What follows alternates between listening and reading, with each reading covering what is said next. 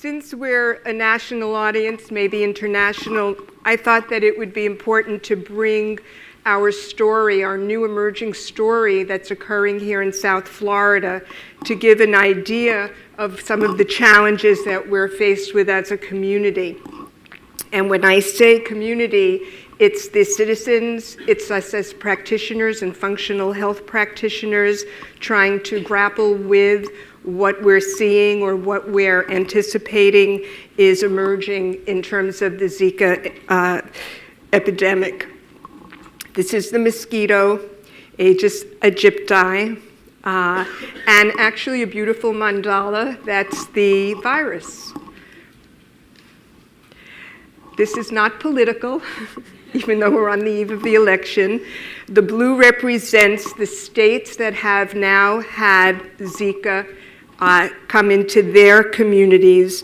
And so this really is, we are the microcosm, but it's really becoming part of the larger pandemic that we're seeing. And unfortunately, due to environmental changes and other things, we will probably be seeing this emerge again. Right now, we're moving into the dormant season, so we're not wearing our gear.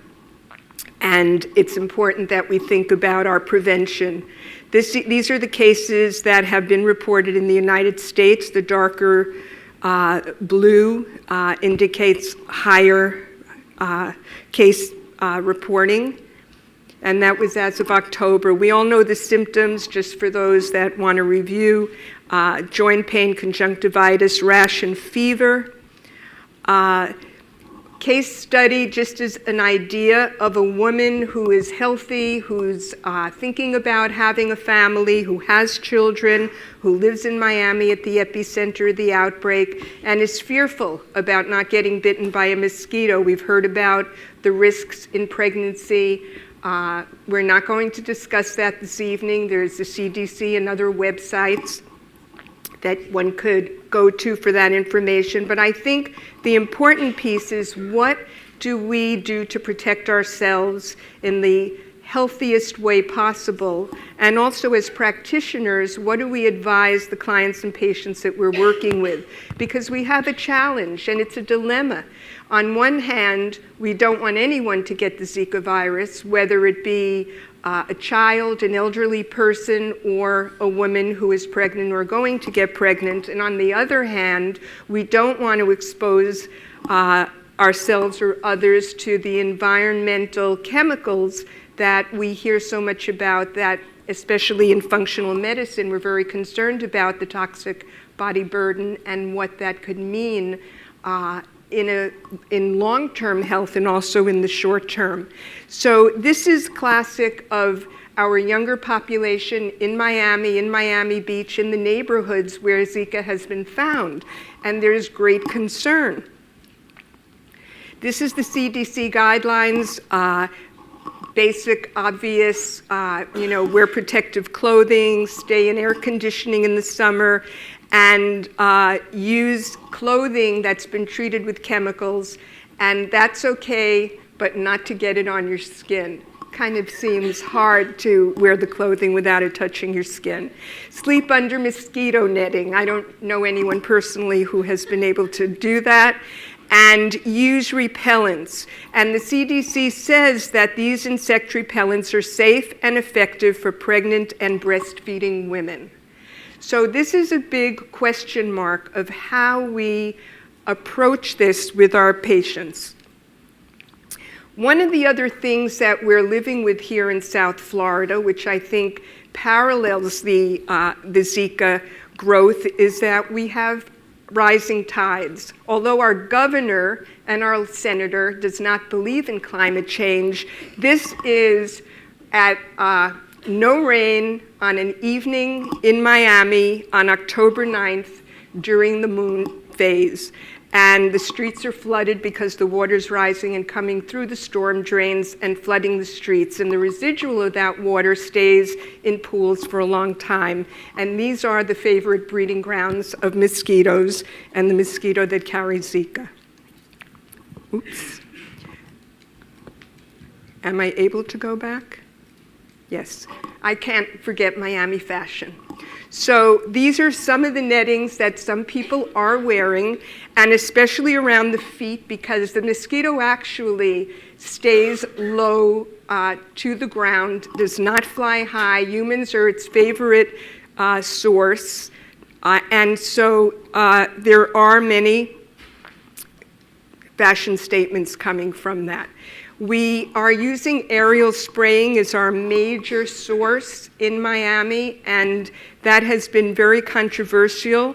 Is it an effective tool for mosquitoes? If you look at Puerto Rico, if you look at the European Union, many have said that this is ineffective. And at the same time, we've been having multiple sprayings, and often without public notice. So there are people, early morning joggers, for example, who go out at dawn, which is when the spraying has occurred. So there's a lot of concern about that.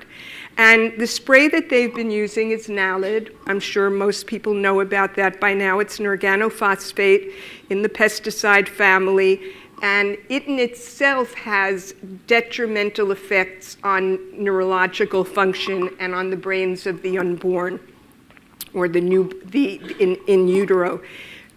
So that when we're exposed, this young woman, as in the case study, when she's exposed to the pesticides, there's always the possibility that that will affect the growing fetus.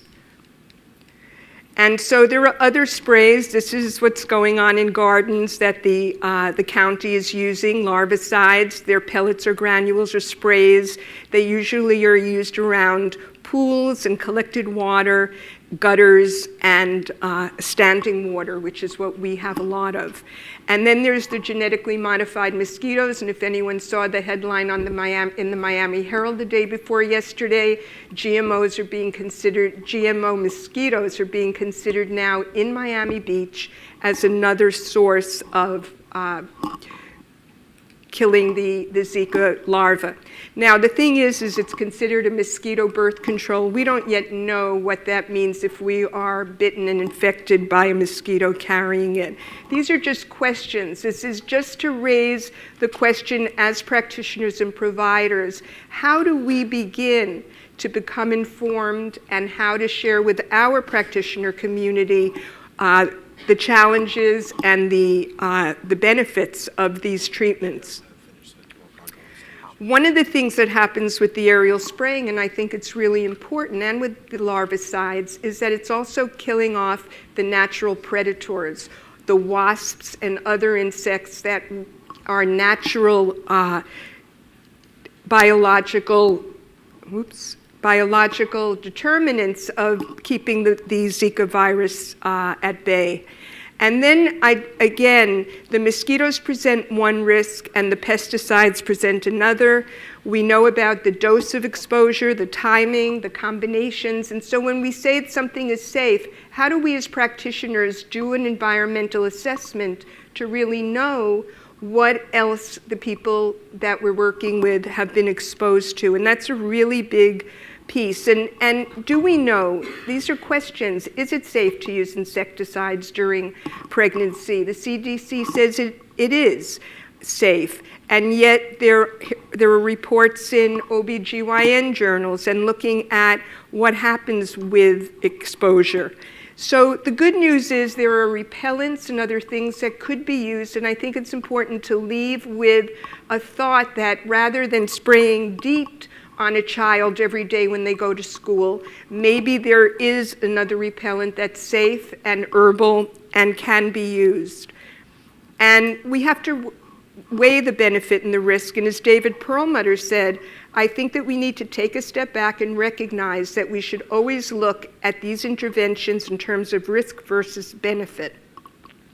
And what are they? And that's a question that we need to also ask our patients and our clients, for them to determine what they feel is most effective. There are many people that are not using anything and they run the risk of being exposed to Zika. On the other hand, there are people that are bathing themselves in pesticides every day.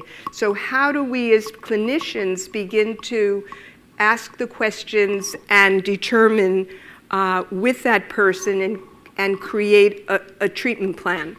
So our concerns as practitioners is to know, how do we do an environmental assessment? I wonder how many of you here and in the audience out there do environmental assessments to really understand the synergy of many chemicals at one time that the person might be exposed to.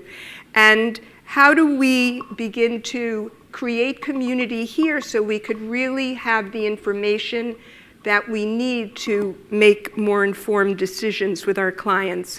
Body burden study that was done with the Environmental Working Group in the American Red Cross several years ago said that newborns are born with over 200 chemicals in their umbilical cord and in their own exposures.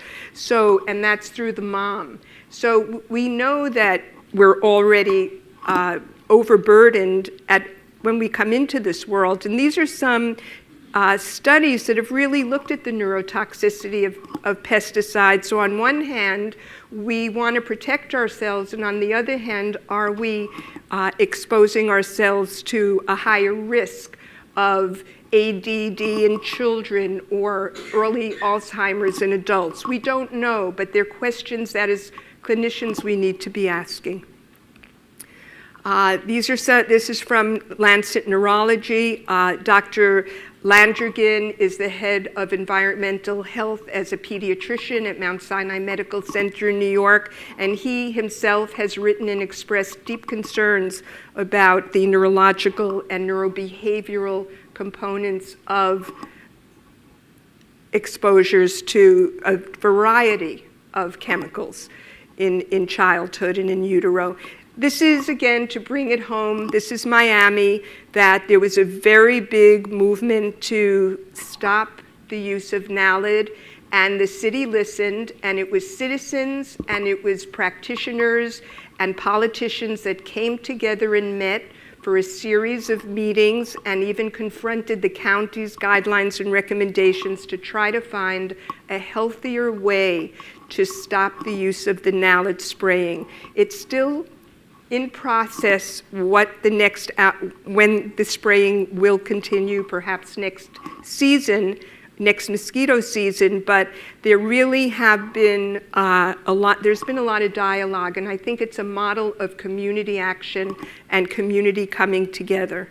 And again, Miami Beach is at the epicenter of this. So to end, I just wanted to say that there are chemical and plant-based repellents. There are several journal articles comparing some of the DEET and other pesticides, insecticides to essential oils and other herbs, and it's really worth exploring. They're safe, they're eco-friendly, and they've been tested in several studies that have shown, for example, the number one Litsea has been identified as the most effective. Here's an article that talks about it. This is what it looks like. And it's a shrub that comes from China, Indonesia, and Taiwan, and it's been used for millennia as a way of protecting people from other infectious diseases. And so the question is, are essential oils effective?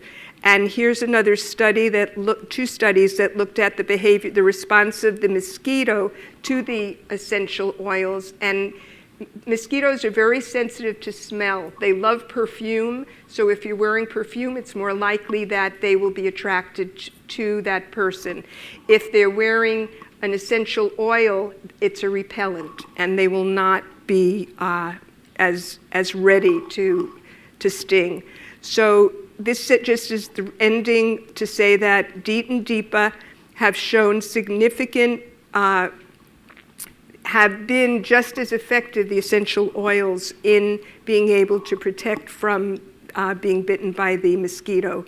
So we need to practice the precautionary principle as practitioners to really think about the do no harm and what is our best course of action working with clients and patients, and to evaluate the risks and benefits. We all need to start implementing environmental assessments, not just for these pesticides, but in general for all of the exposures that we have in our modern world, and to continue to be educated and to update with our patients so they're aware of any untoward side effects or the benefits of using some of them, and to collaborate with community and local government. We've talked about community, and I think this is another issue as a public health issue that can bring us all together to really think about the strategies and think about what some of you may be doing that might be effective in the protection of our patients and our families and ourselves. And we need to get involved in advocating for safer methods for controlling this as we move forward. Thank you.